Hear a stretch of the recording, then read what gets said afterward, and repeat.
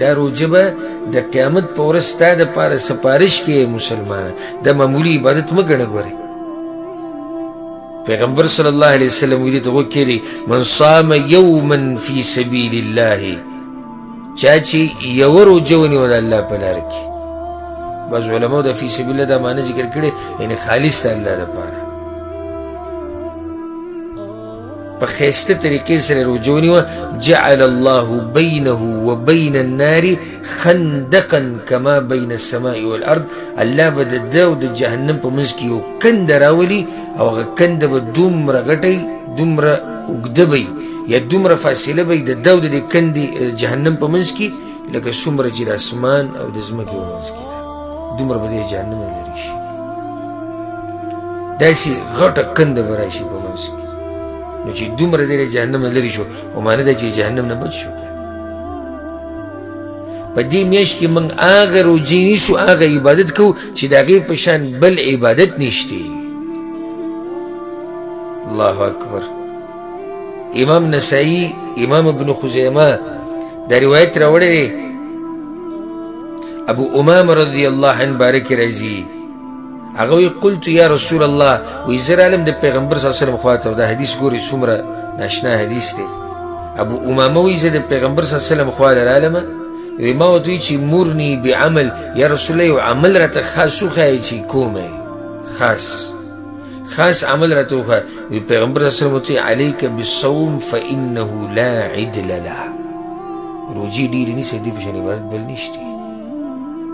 بیا هغو ته بیا یا رسول الله مرني بعمل ما ته یو عمل وښایه چې زه مضبوط راونیسم وی علیک بالصوم فانه لا مثل له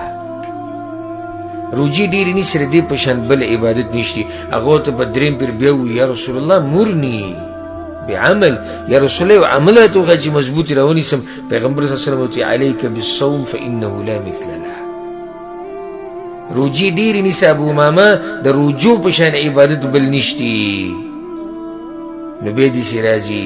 وی د ابو امامه رضی الله عنه په کور کې د دغه ورځې نه بعد د ابو امامه رضی الله عنه په کور کې د ورځې لوګی نه دی لیدی شوی څه معنی بس بیا به روژه الا اذا نزل بهم ضیف مګر چې د میلمه به راغی به جدا مسله یعنې څومره لوی فضیلت دی فانه لا عدل له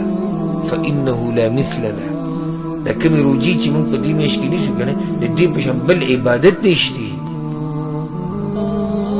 فضیلت د دې دا دی بل چې دا روجه د قیامت په ورځ د خپل ملګري دپاره سپارش کوي دا روجه به د قیامت په ورځ ستا دپاره سپارش کوي مسلمانه دا معمولي عبادت مه ګڼه ګورې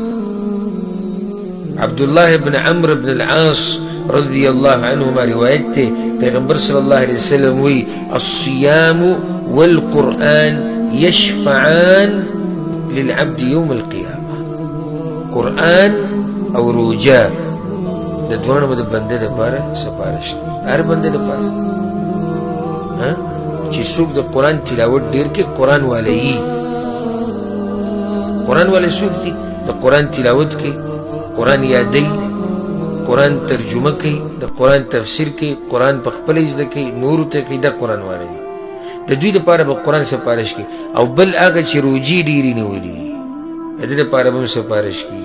یقول الصيام وی روجه به الله ته دا وی ای رب ای زما ربه منعته الطعام والشهوه دی زما د لاسه بند کړی شوی و د شهوت نه زما د لاسه بند کړی شوی و د خوراک نه زما د لاسه بند کړی شوی و د څښاک نه زما د لاسه شونډې وچې شوي وي زما د لاسه ګردې وچې شوي وي زما د لاسه ستړی شوی و ښه نو سوی الله ته فشفعنی فی یا الله نو زما سپارش قبول کړي د وباره کې بل طرف نه به قرآن راشي ای رب ای الله منعته النوم باللیل ما خو دې د خوب نه منع کړی د خوبونه زما د لاسه خراب شي ټوله شپه به یې لمونځونه کول تهجد به یې کول د قرآن تلاوتونه فشفعنی فی یا الله زما سپارش قبول کړي دې سړي په باره کې فیشفعان پیغمبر صلی الله علیه وسلم د دواړو سپارش به قبول شي نو چې ته الله ته مخامخ شي دا حدیث امام احمد راوړی او نورو کتابونو کې هم شته چې ته الله ته مخامخ شي روجې دې نیولې دي، ورسره د قرآن تلاوتونه دې کړي دي، او روجه هم راشي سفارش کوي، قرآن هم راشي الله ته سفارش کوي، نو څه خیال دی چې دا به څومره ناشنا سفارشي چې د الله په در کې به ستا دپاره کېږي.